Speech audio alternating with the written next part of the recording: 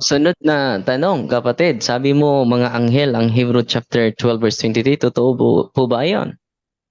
Hindi po ako ang nagsabi. Binasa ko po dito sa United States Conference of Catholic Bishop. Ang inyo pong iglesia ang nagsabi po nito.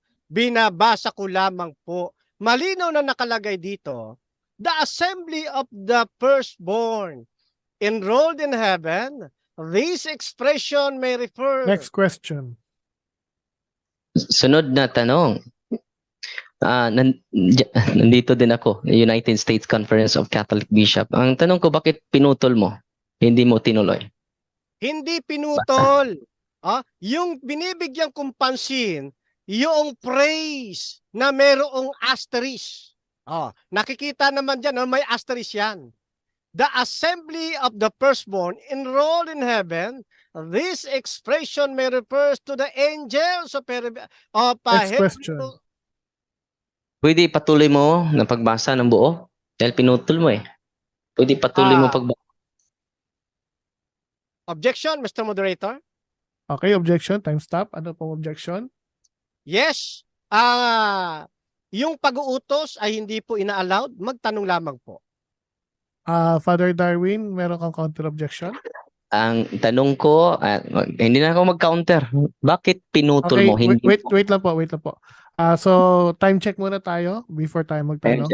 Time check, we still have 7 minutes and 46 seconds. Go ahead, Father Darwin. Sinabi ba dyan na it refers only to the saints, to the angels? Yes or no? No, pero yun ang ibinibigay ng United States Conference of Catholic Bishop.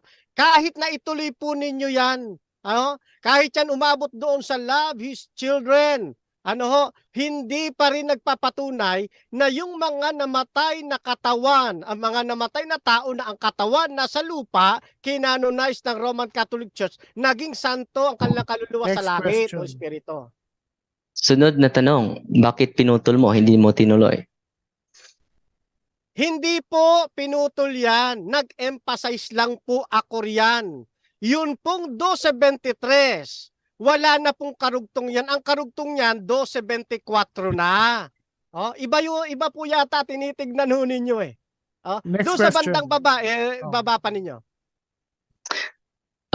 Nandito sa aking kamay, sinusundan kita. The assembly of the firstborn enrolled in heaven. This expression may refer to the angels or to the heroes of the Old Testament and to the entire assembly of the New Covenant. Bakit hindi mo ito tinapos?